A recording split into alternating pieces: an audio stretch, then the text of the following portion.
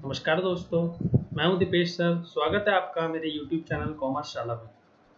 दोस्तों, ये हमारी जो सीरीज़ चल रही है अकाउंटिंग रेशो की, हमने पहले स्टार्ट किया एनालिसिस ऑफ फाइनेंशियल स्टेटमेंट। उसमें हमने कंपैरेटिव कॉमन साइज के चैप्टर पढ़ा। अब हम पढ़ रहे हैं अकाउंटिंग रेशोज़। अकाउंटिंग रेशोज़ में हमारा लिक्विडिटी रेशो का पार्ट हो चुका है। अब हम पढ़ रहे हैं टर्नओवर रेशो। टर्नओवर रेशो में आज हम स्टार्ट करेंगे और आपको मैं बताऊंगा ये टर्नओवर रेशो आपके एकेडमिक करियर के साथ साथ ये अगर आपका कोई बिजनेस है तो कितने इम्पोर्टेंट है आपके लिए। ये आपको आपके बिजनेस में भी उतना ही हेल्प करेगा जितना आपको पास होने के लिए काम होता है। मैं तो बोलूँगा पूरे अकाउंटिंग रेशोज़ में सबसे अच्छा रेशो अगर कोई है तो वो टर्नओवर रेशो है। ये आपको सिर्फ आपका एग्जाम पास कराने के लिए हेल्पफुल नहीं है, साथ ही साथ आपके बिजनेस में भी ये काफ़ी हेल्प करता है। और गाइस, एक बात समझने वाली है, जो लोगों ने पार्टनरशिप अकाउंटिंग पढ़ लिया है और वो लोग अब एनालिसिस ऑफ फाइनेंशियल स्टेटमेंट पढ़ रहे हैं, मैं उनसे एक छोटा सा क्वेश्चन पूछना चाहूँगा। आपको पार्टनरशिप अकाउंटिंग ज़्यादा अच्छी लगी थी या फिर आपको ये accounting analysis of financial statement अच्छा लगता है? बेसिकली ये कोई अकाउंटिंग नहीं है, ये मैंने आपको पहले भी बताया है कि एनालिसिस ऑफ फाइनेंशियल स्टेटमेंट आपको जो पी&एल बैलेंस शीट बना हुआ है आपको बस उसे एनालिसिस करना है। तो अगर आपको ये पसंद आता है एनालिसिस, तो आप ये समझ जाइए कि आप अपने बिजनेस में फ्यूचर में बहुत कुछ अच्छा करने वाले हैं। लेकिन अगर आपको वही पार्टनरशिप की अकाउंटिंग बस पसंद आती है और ये आपको बोरिंग फील कर रहा है, तो आप समझ जाना कि आप कॉमर्स में पढ़ तो रहे हैं, लेकिन आपको बस वो अकाउंटिंग वाला पार्ट करना है, उसके अलावा कुछ नहीं करना है। मेरी एक राय मान के चलना, आप हमेशा एनालिसिस ऑफ फाइनेंशियल स्टेटमेंट पे ध्यान देना। आप ऐसा कुछ करो कि ये वाला पार्ट आपका ज़्यादा स्ट्रांग है। ऐसा नहीं कि पार्टनरशिप आपको पढ़ना नहीं है, वो भी पढ़ना है, लेकिन ये वाला पार्ट आपका एकेडमिक पॉइंट ऑफ व्यू से भी आपको अच्छे से पढ़ना है और इसमें आप प्रैक्टिकल नॉलेज ज़्यादा लो, ताकि आपको आपके बिजनेस में आप अभी जो आपके घर पर अगर कोई बिजनेस हो तो उसमें भी आपको हेल्प करे, आप फ्यूचर में जब बिजनेस करोगे तभी भी आपको हेल्प करेगा, और अगर आप प्रोफेशनल बनते हो तो भी आपको हेल्प करेगा। आप मेरा प्रोफाइल देख सकते हैं, यहाँ देखिए मैंने मेरा प्रोफाइल दिखाया है, मैंने मेरा नाम लिखा है, मेरी आप क्वालिफिकेशन देख सकते हैं। ये मेरी जो क्वालिफिकेशन है ICW है। ये अगर आपका कोई सीनियर होगा जो सीए की फील्ड में होगा तो आप उससे पूछ सकते हैं इस डिग्री के बारे में, अगर आपको नॉलेज नहीं है तो। अगर आपको नॉलेज है तो आपको पता होगा इसकी वैल्यू क्या है और ये किस तरह की डिग्री है। मैं इस फील्ड में पिछले 4 साल से काम कर रहा हूँ, मुझे पता है कि ये रेशो कितना इम्पोर्टेंट है। ओके गाइस, सो और इसके अलावा अब आपकी जो एकेडमिक पॉइंट ऑफ व्यू से मेरे को आपको बताना है वो ये है कि आप आप YouTube पे जुड़ सकते हैं, WhatsApp पे भी जुड़ सकते हैं। उसके अलावा मैंने आप लोगों के लिए जो टेलीग्राम चैनल बनाया है वो है, तो टेलीग्राम का लिंक यहाँ दिया हुआ है। उसके अलावा WhatsApp का लिंक भी मैंने यहाँ पर आपको दिया हुआ है। तो इसका दोनों का बेनिफिट क्या है कि आप अपने सारे क्वेश्चन वहाँ पोस्ट कर सकते हैं। जो लोग टेलीग्राम से फैमिलियर है वो टेलीग्राम जरूर ज्वाइन करना। टेलीग्राम का एक बेनिफिट ये होता है, आपने अगर ग्रुप आज ज्वाइन किया है तो पिछले वाला जो चैट्स है वो आप देख सकते हैं, लेकिन व्हाट्सएप में ये फैसिलिटी नहीं होती है कि आपने अगर ग्रुप आज ज्वाइन किया तो आज के बाद जो भी चैट्स होंगे वो आप देख सकते हैं, बट टेलीग्राम में ऐसा नहीं होता। टेलीग्राम में प्रीवियस वाला भी आप देख सकते हैं। तो इसीलिए टेलीग्राम पे जरूर जुड़ना, और हो सके अगर नहीं पॉसिबल है तो व्हाट्सएप पे तो जरूर जुड़ना, आपके सारे डाउट वहां पर सॉल्व हो जाएंगे। उसके अलावा अगर आपको और कोई डाउट है जो आप मुझे कमेंट में बता सकते हैं तो वहां भी मैं उसको सॉल्व कर दूंगा। तो चलिए अब हम लोग रेशो को स्टार्ट करते हैं। टर्नओवर रेशो और activity ratio. This ratio measures efficiency in use of asset of the company for generating sales. आप अपने एसेट का यूज कितना अच्छे से कर रहे हैं आपके रेवेन्यू को बढ़ाने के लिए, आपके प्रॉफिट को बढ़ाने के लिए। कोई भी बिजनेसमैन बिजनेस करता है तो सिर्फ प्रॉफिट मोटिव से करता है।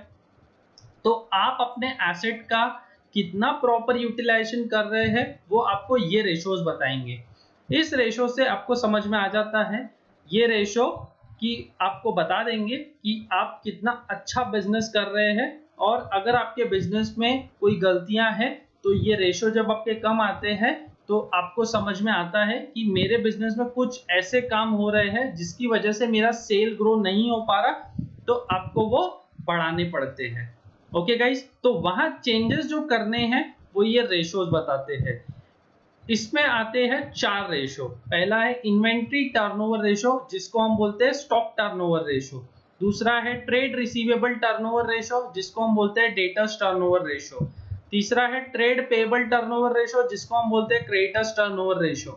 चौथा है वर्किंग कैपिटल टर्नओवर रेशो। तो गाइस ये 4 रेशोज है, और आप एक बात समझ लीजिए कि इन्वेंट्री टर्नओवर रेशो और ट्रेड रिसीवेबल टर्नओवर रेशो, इन दोनों में से एक रेशो आपको आपके एग्जाम में जरूर पूछा जाएगा। तो इसीलिए टर्नओवर रेशो सबसे ज्यादा इंपॉर्टेंट है, ये मैंने आपको बता दिया। तो एकेडमिक पॉइंट ऑफ व्यू से या प्रैक्टिकल पॉइंट ऑफ व्यू से, दोनों पॉइंट ऑफ व्यू से इसको अच्छे से पढ़ो। सबसे पहले हम देखते हैं इन्वेंट्री टर्नओवर रेशो क्या होता है। तो इन्वेंट्री टर्नओवर रेशो मतलब होता है आप अपने रॉ मटेरियल को फिनिश गुड्स में जब कन्वर्ट करते हैं। सपोज आप कोई प्रोडक्ट का मैन्युफैक्चरिंग करते हैं, ओके, सो आपने रॉ मटेरियल लाया, सपोज आप एक बॉटल का प्रोडक्शन करते हैं, ओके, सो आप अगर इस बॉटल का प्रोडक्शन करते हैं तो आप क्या करेंगे, प्लास्टिक अरेंज करेंगे, उस प्लास्टिक को इस बॉटल में कन्वर्ट करेंगे, तो रॉ मटेरियल आपका फिनिश गुड्स में कन्वर्ट हो गया, तो वो फिनिश गुड्स आप क्या करेंगे, अपने कस्टमर को सेल कर देंगे। तो उस प्रोसेस में कितना दिन लग रहा है ये आपको इस रेशो से समझ में आएगा कि आप पूरे एक फाइनेंशियल ईयर में ये काम कितने बार कर पा रहे हैं। तो इसका मतलब ये होता है कि रॉ मटेरियल को परचेज करना, उसे होल्ड कर देना। अब जिस दिन आपने रॉ मटेरियल खरीदा उस दिन तो आप उसका प्रोडक्शन स्टार्ट नहीं करते, रॉ मटेरियल पहले कुछ दिन तो गोडाउन में रखा रहता है, रॉ मटेरियल को आप वर्किंग में लाते हैं, फिर वो प्रोसेस होता है, प्रोसेस होने के बाद में वो फिनिश गुड्स में कन्वर्ट होता है, फिर उसके बाद वो सेल होता है। तो ये पूरी जो प्रोसेस है ये एक साल में आपके बिजनेस में कितनी बार हो रही है, ये बताता है कि आपका रॉ मटेरियल डंप हो रहा है या नहीं हो रहा है। जितना ज्यादा इन्वेंट्री टर्नओवर हायर रहेगा उतना आपका बिजनेस अच्छा है, ये समझ में आता है। कि मैंने आपको इसके पहले वाले जो लेक्चर था उसमें बताया था कि पेरिशेबल गुड्स का जो वर्किंग साइकिल होता है वो ज्यादा होता है, ओके। तो यहाँ पर क्या होता है कि आपने रॉ मटेरियल लाया, उसको फिनिश गुड्स में कन्वर्ट किया, तो यहाँ पर आपका कस्टमर को गुड्स बिक जाता है, तो आईटीआर उस केस में ज्यादा होता है। लेकिन ड्यूरेबल गुड्स में ऐसा नहीं होता है। ड्यूरेबल में कोई शॉपकीपर अगर सपोज एसी फ्रिज की शॉप है तो वो डीलर उसको लाएगा, उसको अपने शॉप पे होल्ड करेगा, फिर वो कस्टमर को बेचेगा। प्रोड्यूसर क्या करेगा, रॉ मटेरियल लाएगा, उसे डंप करेगा, उसमें फिनिश गुड्स को उसको फिनिश गुड्स में कन्वर्ट करके उसे सेल आउट करेगा। तो ये पूरी प्रोसेस में टाइम लगता है, पेरिशेबल में टाइम कम लगता है। तो जितना ज्यादा आपका रेशो रहेगा उतना आपका बिजनेस अच्छा है, okay. This ratio measures how fast inventory is moving and generating sales, okay. तो the ratio measures how fast inventory is moving and generating sales. Higher the ratio, more efficient management of inventory and vice versa. तो इसका मतलब आपको ये समझ में आ गया कि जितना हमारा रेशो बड़ा रहेगा उतना हमारी इन्वेंट्री जल्दी बिक रही है, और जितना रेशो कम रहेगा उतना हमारा बिजनेस कम अच्छे से चल रहा है। उसका फॉर्मूला है cost of revenue from operation, जिसे आप 11th में पढ़ते थे, cost of goods sold divided by average inventory. अब इसको हम धीरे धीरे अच्छे से पढ़ेंगे। फ्रैक्शन होता है इसका टाइम्स, जैसे आपने प्रीवियस रेशो में देखा था, लिक्विडिटी रेशो में 1:1 में हम उसका आंसर करते थे, करंट रेशो में 1:1 था, क्विक रेशो में 1:1 था। वैसे यहाँ पर जो फ्रैक्शन है वो टाइम्स है। तो आपका आंसर अगर 3.5 है तो आपको क्या लिखना है 3.5 टाइम्स लिखना है, 1:1 नहीं लिखना है। इसका प्रैक्टिकल इंपैक्ट मैंने जो लिखा है higher the ratio is good for organization यानी कंपनी। अब हम समझते हैं cost of revenue from operation कैसे निकालते हैं। इसका एक और नाम है कॉस्ट ऑफ सेल्स। जो लोग 11th में पढ़ के आ रहे हैं उन्हें ये तो पता होगा, बट जिन्होंने 11th में नहीं पढ़ा है, 11th में आधे बच्चे ऐसे ही पास हो जाते हैं कि बस पास होना है, हमको 12th में कूद के जाना है, बस एक जंप मारनी है 12th तक की, फिर तो हम बोर्ड में पढ़ लेंगे। तो भाई अब पढ़ लो, अब तो तुम 12th में हो। Opening stock plus purchase plus direct expense minus closing inventory. Opening inventory मतलब जिस दिन तुम्हारा फाइनेंशियल ईयर स्टार्ट हुआ उस दिन का डेट का जो स्टॉक था। नेट परचेज यहाँ लेना है, ध्यान रखना नेट परचेज है, purchase minus purchase return plus direct expense. Direct expense मतलब वो सारा एक्सपेंस जो तुम्हारा ट्रेडिंग अकाउंट में रिकॉर्ड होता था। ट्रेडिंग अकाउंट में क्या क्या रिकॉर्ड होता था? Wages, carriage inward, factory expenses, factory manager commission, okay, royalty, octroi, उसके अलावा और भी कुछ पावर, फ्यूल, कोल, इस तरह से जो खर्चे होते थे वो रिकॉर्ड होते थे। तो ये सारा जो एक्सपेंस था ये डायरेक्ट एक्सपेंस था माइनस क्लोजिंग इन्वेंट्री। तो इससे ये समझ में आता है कि जो तुम्हारा प्रोडक्शन था, ये कॉस्ट ऑफ गुड्स सोल्ड मतलब जो तुमने गुड्स ड्यूरिंग द ईयर बेचा है, जो गुड्स तुमने ड्यूरिंग द ईयर में बेचा है उसका प्रोडक्शन कॉस्ट कितना है। जो गुड्स हमने इस साल मार्केट में बेचा उसका प्रोडक्शन कॉस्ट कितना है। एग्जांपल लेके बताता हूं, जैसे मेरे पास फाइनेंशियल ईयर स्टार्ट हुआ तो 10,000 यूनिट ओपनिंग स्टॉक में था, फिर मैंने ड्यूरिंग द ईयर और 1 लाख यूनिट प्रोडक्शन कर लिया, तो टोटल हो गया 1,10,000 यूनिट। फिर 110 मैंने पूरे के पूरे तो बेचे नहीं हो गए, ओपनिंग वाला तो मेरा अप्रैल में जून में बिक गया होगा, लेकिन जो ड्यूरिंग द ईयर प्रोडक्शन हुआ वो तो साल भर के आखिरी में जो प्रोडक्शन हुआ होगा वो तो स्टॉक में रह गया होगा। तो वो उसमें से सपोज अगर मेरा 20,000 यूनिट स्टॉक में रह गया तो टोटल कितना हो गया? 10,000 प्लस 1 लाख, 1,10,000 माइनस 20,000 इज 90,000। मैंने जो 90,000 यूनिट बेचा उसका मुझे कॉस्ट कितना लगा, that is cost of goods sold. ये होता है COGS।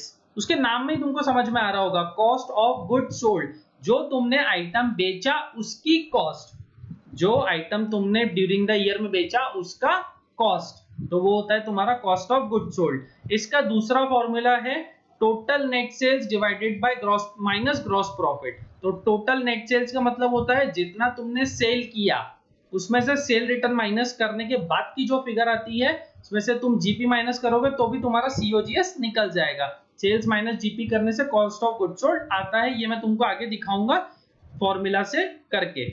Net purchase plus direct expense plus change in inventory. अब भैया ये इन्होंने कोई फॉर्मूला नहीं बताया, तुम देखो पहला फॉर्मूला तीसरा फॉर्मूला एग्जैक्टली सेम है। यहां पर था net purchase plus direct expense, यहां पर है net purchase plus direct expense plus change in inventory. तो यहां इन्होंने चेंज इन इन्वेंट्री के लिए क्या यूज किया है? Opening inventory, opening minus closing inventory. तो भैया तुम मेरे को एक बात बताओ, यहां मैंने ओपनिंग पहले प्लस किया, यहां पर मैं बाद में प्लस कर रहा हूं, तो कान में ऐसा पकड़ू या ऐसा पकड़ू? मेरा कान ही पकड़ा जा रहा है ना। तो उसी तरीके से यहाँ फॉर्मूला सेम है, बट तुमको एग्जाम में कई बार चेंज इन इन्वेंट्री दिया रहता है, तो तुम उस केस में नहीं बोल सकते कि नहीं हमारे पास तो पहला फॉर्मूला तो हमें चेंज इन इन्वेंट्री क्यों दिया। ऐसा नहीं होता है। तुम्हें क्या करना है, जब कभी भी फिगर अलग से चेंज इन इन्वेंट्री का दिया रहा तो थर्ड फॉर्मूला लगाना, ओपनिंग क्लोजिंग अलग से दिया रहा तो फर्स्ट फॉर्मूला लगाना, और अगर सेल्स और जीपी दिया रहा तो सेकंड फॉर्मूला लगाना। अब तुम्हें एग्जाम में कौन सा लगाना है वो तो सिचुएशन तुम्हें देख करके समझ में आ जाएगी। नेक्स्ट होता है एवरेज इन्वेंट्री क्या होती है। तो opening inventory plus closing inventory divided by 2। हम लोग इन्वेंट्री को स्टॉक भी बोलते हैं, तो opening stock plus closing stock by 2। मैंने स्टॉक इसलिए लिखा क्योंकि तुम ज्यादा फेमिलियर हो। ओके गाइस, सो अब फॉर्मूला देख लो, cost of revenue from operation divided by average inventory. तो इससे ये समझ में आ गया कि ये रेशियो हमारे लिए एकेडमिक पॉइंट ऑफ व्यू से भी इंपॉर्टेंट है और हमारे प्रैक्टिकल एस्पेक्ट से भी इंपॉर्टेंट है। ओके, सो अब चलो हम लोग स्टार्ट करते हैं इसके प्रैक्टिकल क्वेश्चन। तो देखो मैंने तुम्हें ट्रेडिंग अकाउंट बना के दिया है, ओपनिंग दिया है, परचेज दिया है, वेजेस है, कैरेज इनवर्ड है, रॉयल्टी है। ये सारा तुम्हारा ट्रेडिंग अकाउंट में आने वाली चीज है, और यहाँ पर सेल्स है और क्लोजिंग स्टॉक है। मैंने पूरा ट्रेडिंग अकाउंट बना दिया है तुम्हारे लिए, और यहाँ पर तुम्हारा ग्रॉस प्रॉफिट है 80,000 का। सो गाइस तुम्हें करना क्या है, तुम्हें निकालना है इन्वेंट्री टर्नओवर रेशियो। तो पहले हम एक काम करते हैं, पहले हम COGS समझ लेते हैं। पहले हम क्या करते हैं, COGS समझ लेते हैं, ताकि तुम्हारे जो तीन फॉर्मूले थे वो तुम्हें समझ में आ जाए कि उसमें से COGS कैसे निकालते हैं। तो हम लोग सबसे पहले चलते हैं पहले फॉर्मूला पे। तो पहला फॉर्मूला तुम्हारा क्या था, उसमें पहले बोला था opening plus purchase plus direct expense minus closing. तो सीधा सीधा हम लोग नंबर लिख लेते हैं कि मेरा पहला ओपनिंग स्टॉक है 40,000 रुपए, मैं पहला फॉर्मूला कर रहा हूँ ध्यान देना, प्लस 1,90,000, तो ये तुमने प्लस 1,90,000 कर लिया। डायरेक्ट एक्सपेंस में तुम एक काम करो, तीनों को ऐड कर दो, ये ज्यादा बेटर रहेगा तुम्हारे लिए, जब बाद में पढ़ोगे तो तुम्हें समझ में आ जाएगा। ये तीनों तुम्हारे डायरेक्ट एक्सपेंस है क्योंकि तीनों तुम्हारे ट्रेडिंग अकाउंट में आए हुए हैं, ये आ गया। इसमें से तुम्हें क्लोजिंग स्टॉक माइनस करना है। ओके गाइस, सो अब ये क्या हो गया, तुम्हारा COGS निकल गया। अब COGS तुम देख लोगे यहाँ पर अमाउंट निकाल के कि कितना आ रहा है। ओके, सो अब मैं कर लेता हूँ 40 प्लस 190, 2,30,000 रुपए, प्लस ये वाले तीनों फिगर 30 प्लस 12 प्लस 5, तो 30 प्लस 12 प्लस 5 कितना हो गया, 47 हो गया। 47 प्लस 230 कितना होता है, 277 माइनस 60, तो ये तुम्हारा आ रहा है 2,17,000। तो आंसर लिख दोगे 2,17,000 is your COGS, cost of good sold. देखो तुमने कैसे निकाला, opening stock plus purchase plus direct expense minus closing stock. Okay, so ये तुम्हारा पहला फॉर्मूला हो गया, ये फर्स्ट फॉर्मूला है। अब हम चलते हैं सेकंड फॉर्मूला पे। सेकंड फॉर्मूला में तुम्हें कैसे करना है, तुम्हें लिखना है total net sales minus gross profit. तो दूसरे फॉर्मूला में हम लिखेंगे 2,97,000 माइनस 80,000। तो 297 माइनस 18 भी तुम करोगे तो भी तुम्हारा आंसर 2,17,000 ही आएगा। सो इससे भी तुम्हारा आंसर कितना निकला, 217 आ गया। ओके गाइस, सो अब हम चलते हैं तीसरे फॉर्मूला पे। तीसरे फॉर्मूला में कैसे करना है, purchase plus direct expense plus change in inventory. तो परचेजेस तुम्हारा कितना है, परचेज कितना है, यहाँ लिखा हमने 1,90,000 प्लस आई थिंक हाँ 1,90,000। उसके बाद डायरेक्ट एक्सपेंस, डायरेक्ट एक्सपेंस में आ गया तुम्हारा 30 प्लस 12 प्लस 5, तो हम लोग इसे डायरेक्टली अभी लिख लेते हैं 47,000, इसे बंद कर दिया बॉक्स को। प्लस अब क्या करना है, चेंज इन्वेंट्री। तो चेंज इन्वेंट्री के लिए अपना फॉर्मूला क्या है, opening stock minus closing stock. तो 40 माइनस 60 ये आ गया तुम्हारा प्लस 20,000 आ जाएगा। तो 190 प्लस 47 प्लस 40 माइनस 60, तो ये तुम्हारा माइनस 20 आ जाएगा बेसिकली। 190 प्लस 47 माइनस 20,000, ये हो गया 190 प्लस 47,000 माइनस 20,000। सो एक बार वर्किंग करके देख लो तुम्हारा आंसर कितना आता है, 217 आना चाहिए। 190 प्लस 47 माइनस 20, मेरा आंसर 2,17,000 आ रहा है, इसका मतलब यहाँ कोई गलती नहीं है। तो ये हमारा तीनों मेथड से COGS निकल गया। अब तुम्हें समझ में आ गया कि कॉस्ट ऑफ गुड सोल्ड कैसे निकालते। जो फॉर्मूला तुम्हें अप्लाई करना है एग्जाम में, उसके डेटा के अकॉर्डिंग करना, कुछ भी गलत मत करना, नहीं तो समझ में नहीं आएगा कि अब कौन सा फॉर्मूला यूज करें। फॉर्मूला तीनों पढ़ के जाना, जो फॉर्मूला वहां अप्लाई करने लायक डिटेल्स हो वो फॉर्मूला अप्लाई कर देना। ओके, सो अब हम निकालते हैं इन्वेंट्री टर्नओवर रेशियो। एक बार हम ITR का फॉर्मूला लिख लेते हैं कि इन्वेंट्री टर्नओवर रेशियो का फॉर्मूला क्या है। तो यहाँ हम लिख लेते हैं ITR equal to cost of revenue from operation, cost of revenue from operation, ये आ गया।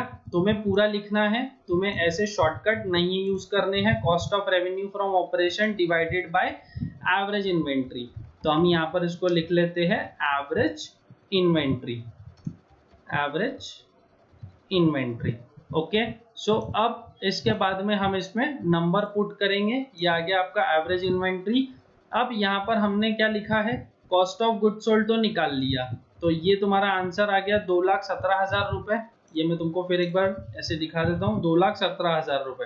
अब तुम्हें क्या करना है, एवरेज इन्वेंट्री निकालना है। तो एवरेज कैसे निकालोगे, opening plus closing divided by 2।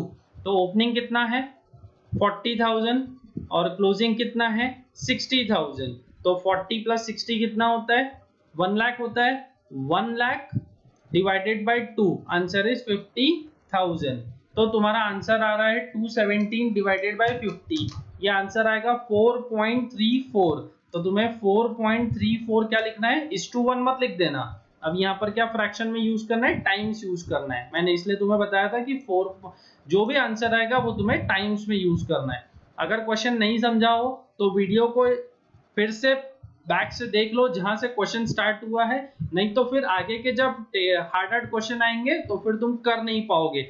इसीलिए बेटर है एक बार अच्छे से समझ लो ताकि तुम्हें क्लियर हो जाए कि कहाँ अगर कोई मिस्टेक है तो वो कोई प्रॉब्लम ना रहे, क्योंकि आगे के जो क्वेश्चन है वो बहुत एडवांस क्वेश्चन है तो तुम्हें दिक्कत नहीं होनी चाहिए। सो गाइस हम लोग आगे बढ़ते हैं। अब हम करते हैं क्वेश्चन नंबर 2। इसमें दिया है तुम्हें परचेजेस 3,70,000 का, ओपनिंग स्टॉक दिया है 60,000 का, क्लोजिंग स्टॉक दिया है twice of the opening stock, मतलब तुम्हारा जितना ओपनिंग स्टॉक है उससे डबल तुम्हारा क्लोजिंग स्टॉक है। वेजेस 40,000 के, सैलरी 75,000 की, फैक्ट्री रेंट 10,000 का। तुम्हें निकालना क्या है, इन्वेंट्री टर्नओवर रेशियो निकालना है। तो सबसे पहले तुम यहाँ एक काम करो, फॉर्मूला लिख लो कि आईटीआर का फॉर्मूला क्या होता है, inventory turnover ratio is equals to, यहाँ लिख लो पहले, ITR equal to COGS divided by, ITR equal to COGS divided by average inventory, या फिर ऐसा लिख लो एवरेज स्टॉक, जो भी लिखना है वो चलेगा। मैं एक बार का एवरेज इन्वेंट्री लिख देता हूं। ओके, सो अब हमें निकालना है पहले सीओजीएस। तो अब हम पहले सीओजीएस निकाल लेते हैं। ये स्पेस मैंने इसीलिए दिया है ताकि तुम जब मेन आंसर लिखोगे तो तुम्हारा आंसर सबसे ऊपर रहेगा, तो चेक करने वाले को तकलीफ नहीं जाएगी।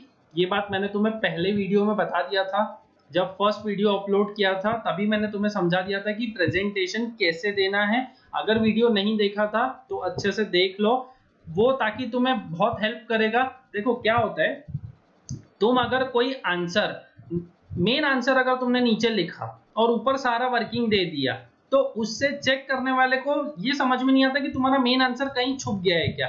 तो कई बार क्या होता है कि फास्ट चेकिंग में उनके हाथ से छूटने के चांसेस हो जाते हैं, बट अगर तुमने अपना मेन आंसर ऊपर लिख लिया तो उसे वो वर्किंग देखने की ज्यादा जरूरत नहीं पड़ेगी। तो इसीलिए बेटर है तुम अपना मेन आंसर ऊपर लिख लो ताकि उसको चेक करने वाले को जल्दी से समझ में आ जाए कि तुम्हारा ये मेन आंसर है, तो वो ज्यादा वर्किंग डिटेल में तुम्हारे देखने के लिए नहीं जाएगा। सो गाइस हम लोग निकालते हैं अब सीओजीएस। सीओजीएस कैसे निकालना है, opening plus purchase plus direct expense minus closing stock. तो ओपनिंग स्टॉक है तुम्हारा 60,000, परचेजेस है तुम्हारा 3,70,000 प्लस डायरेक्ट एक्सपेंस है 40,000 प्लस सैलरी 75,000। ये डायरेक्ट एक्सपेंस है या इनडायरेक्ट एक्सपेंस है, ये तुम्हें 11th में याद होगा, तुम उसको रिकॉर्ड करते थे प्रॉफिट एंड लॉस अकाउंट में। तो प्रॉफिट एंड लॉस अकाउंट में जितने भी एक्सपेंस रिकॉर्ड होते हैं वो सारे इनडायरेक्ट एक्सपेंस होते हैं। डायरेक्ट एक्सपेंस मतलब वो खर्चा relevant to the production activity, तो ये तुम्हारा प्रोडक्शन से रिलेटेड नहीं है। सैलरी मतलब तुम्हारा एडमिन स्टाफ हो गया, तुम्हारा ऑफिस स्टाफ हो गया, और कोई भी जो तुम्हारा स्टाफ होगा जिसका प्रोडक्शन से लेना देना नहीं है। तो तुम्हारे ऑफिस में जो भी स्टाफ काम करते हैं तो वो तो तुम्हारे एडमिन देख रहे हैं, तुम्हारा सेलिंग देख रहे हैं, तुम्हारे फाइनेंशियल एक्सपेंसेस को देख रहे हैं, फाइनेंशियल बिजनेस देख रहे हैं तुम्हारा, तो वहां प्रोडक्शन की बात नहीं आती, वो फैक्ट्री से रिलेटेड वर्कर नहीं है। तो इसीलिए वो सैलरी तुम्हारी यहाँ पर कॉस्ट ऑफ प्रोडक्शन में नहीं जाएगी, सीओजीएस में नहीं जाएगी, क्योंकि वो प्रोडक्शन से रिलेटेड नहीं है।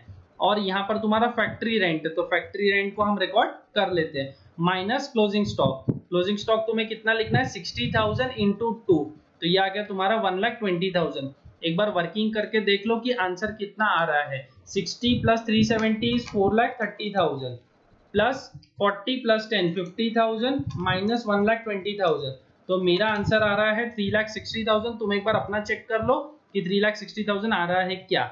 उसके बाद में तुम्हें निकालना है एवरेज इन्वेंट्री। तो तुम एवरेज इन्वेंट्री कैसे निकालोगे, ये होगा तुम्हारा एवरेज इन्वेंट्री का फॉर्मूला। इसमें तुम लिखोगे opening plus closing divided by 2। तो ओपनिंग तुम्हारा कितना है 60,000, क्लोजिंग कितना है 1,20,000 डिवाइडेड बाय 2, तो इन दोनों का समेशन आता है 180 डिवाइडेड बाय 2 इज 90,000। तो अब तुम अपने मेन आंसर पे आ जाओ। यहां तुमने फॉर्मूला लिखा था COGS divided by average inventory, तो 360 डिवाइड बाय 90 इज तुम्हारा आंसर आ रहा है 4 टाइम्स। ओके गाइस, तो ये अपना आंसर रेडी हो गया। इसे मैंने तुम्हें बार बार बोल रहा हूँ कि मैं इसे बोल्ड कर रहा हूँ, तो तुम्हें इसे क्या करना है, बॉक्स बना के आना है। तुम अगर ब्लैक ब्लू का कॉम्बिनेशन यूज करते हो तो ब्लू पेन से लिख के ब्लैक पेन से उसको बॉक्स बनाओ, अगर नहीं तो एटलीस्ट पेंसिल से बना दो, ताकि वो चेक करने वाले को समझ में आ जाए कि this is your final answer, इसलिए तुमने इसे बॉक्स बनाया हुआ है। नेक्स्ट क्वेश्चन है, क्वेश्चन नंबर 3 देखते हैं हम। इसमें है, क्वेश्चन में देखो क्या क्या दिया हुआ है। कैश परचेज 50,000 का है, credit purchase 4 times of the cash purchases. तो तुम्हारा कैश परचेज है 50,000 का और क्रेडिट परचेज है 4 टाइम्स, मतलब 4 गुना ज्यादा। तो 50,000 इंटू 4 वो होता है तुम्हारा 2 लाख। तो 2 लाख प्लस 50,000, तो तुम्हारा टोटल परचेजेस कितना निकला। एक बार मैं तुम्हें यहाँ पर तुम्हारा परचेजेस लिख के बता देता हूँ कि तुम्हारा आंसर आ जाएगा 2,50,000 का। देखो 50,000 तुम्हारा कैश परचेज है और क्रेडिट परचेज है तुम्हारा 2 लाख का, तो टोटल कितना हो गया, 2,50,000 का तुम्हारा परचेजेस आ गया। Closing inventory 80,000, opening inventory is 0.75 of the closing inventory. तो तुम्हारा ओपनिंग इन्वेंट्री देखो कितना आ जाएगा, opening stock is equals to, ये देखो कैसे निकालोगे, 0.75 इंटू 80,000, तो तुम्हारा आंसर आ जाएगा 60,000। ओके, तो ये तुमको समझ में आ गया। उसके बाद में पावर चार्जेस दिया है, तो पावर तुम्हारा ट्रेडिंग अकाउंट का खर्चा है। कैरेज आउटवर्ड दिया है, यहाँ ध्यान देना इनवर्ड नहीं आउटवर्ड दिया है, तो कैरेज आउटवर्ड तुम्हारा प्रॉफिट एंड लॉस का खर्चा है, ट्रेडिंग का खर्चा नहीं है, तो इसे तुम अपने डायरेक्ट एक्सपेंस में रिकॉर्ड नहीं करोगे। सो अब तुमको क्वेश्चन इजी लग रहा होगा कि अब तुम्हें समझ में आएगा कि इन्वेंट्री टर्नओवर रेशो इजी है और साथ साथ स्कोरिंग भी है, क्योंकि एग्जाम में अगर पूछा जाता है तो स्कोरिंग हो गया, उसके बाद में अब पढ़ने से तो समझ में आ रहा है कि इतना कुछ खास नहीं है। तो इसीलिए बोल रहा था मैं तुम्हें पहले भी कि भैया इसको अच्छे से पढ़ लो, मार्क्स स्कोरिंग भी हो जाएंगे, तुम्हारे फ्यूचर में भी तुम्हारे लिए काम आ सकता है। अब पहले हम लोग एक काम करते हैं, यहाँ पर COGS निकालना है तो निकाल लेते, वैसे हम ऊपर डायरेक्टली भी कर सकते थे, तो जिन लोगों को अभी भी याद नहीं है तो मैं उन लोगों के लिए यहाँ पर लिख देता हूँ। ओपनिंग स्टॉक तुमने कितना निकाला, 60,000 का। परचेज कितना निकाला, 2.5 लाख का। डायरेक्ट एक्सपेंस अपन ने 15,000 लिखा था और क्लोजिंग स्टॉक कितना लिखा था, 80,000 रुपए का। तो गाइस अब देख लो, 60,000 प्लस 2,50,000, 3,10,000 प्लस 15,000 माइनस 80,000, तो तुम्हारा आंसर आ रहा होगा 2,45,000। मेरा आंसर आ रहा है 245, अगर कुछ गलत है तो मुझे बता दो। 50,000 इंटू 4, 2 लाख प्लस 2,50,000, ये तुम्हारा टोटल परचेज आ गया। क्लोजिंग स्टॉक तुमने 80 लिख लिया, पावर चार्जेस 15 लिख लिया और ओपनिंग स्टॉक तुम्हारा 65,000 आ गया है। तो COGS तुम्हारा कितना आ रहा है वो देख लो, आंसर आया था मेरा 2,45,000। तो अपन यहाँ पहले COGS में आके लिख लेते 2,45,000। अब एक बार पहले बोलो तो एवरेज इन्वेंट्री भी निकाल लेते।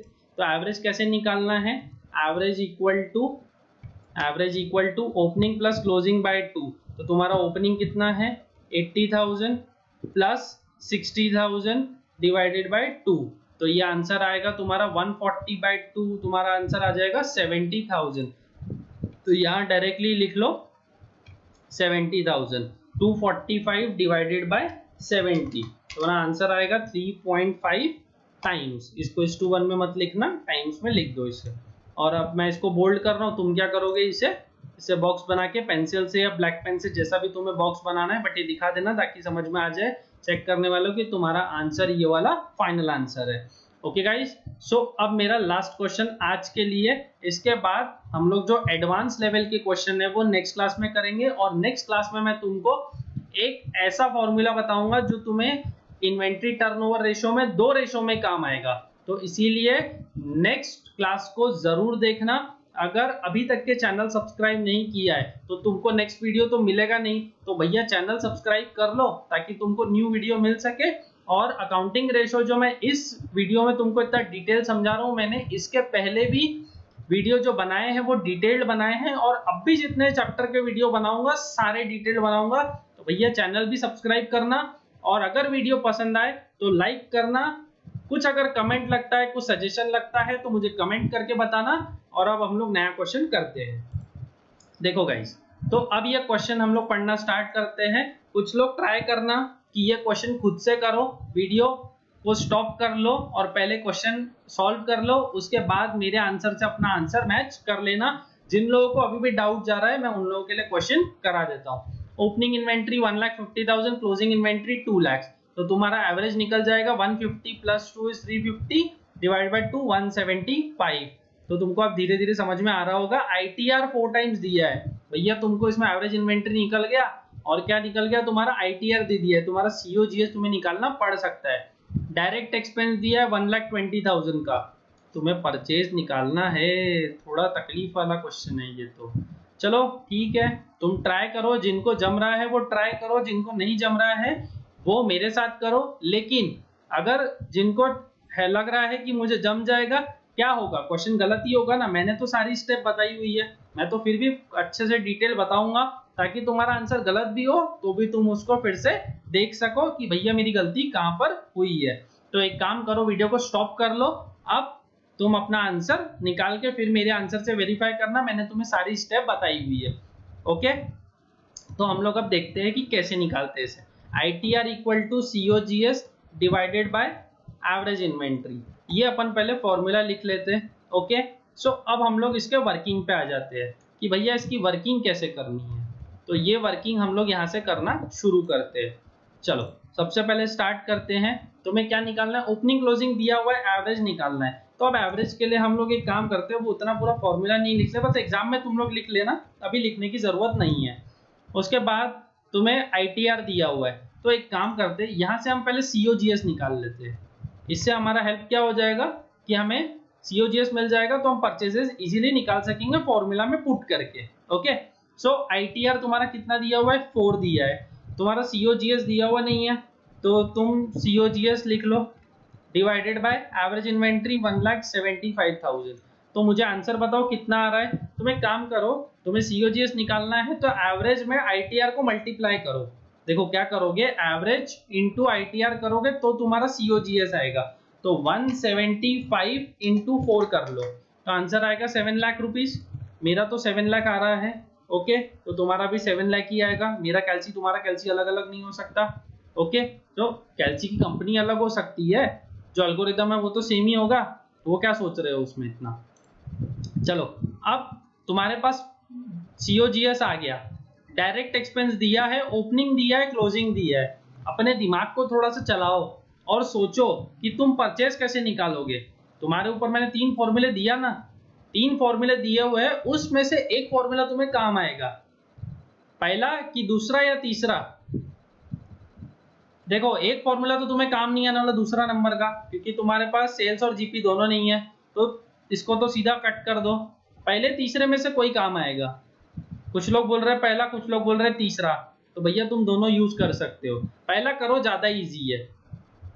तुम्हारा वहां पे फॉर्मूला क्या था, COGS equal to opening plus purchase plus direct expense minus closing, ये तुमने फॉर्मूला लिख लिया। ओके, सो अब तुम देखो यहाँ पर तुम्हारे पास परचेज छोड़ के सारी फिगर्स है। COGS तुमने कितना निकाला, 7 लाख का। ओपनिंग तुम्हारे पास कितने रुपए का है, 1.5 लाख का।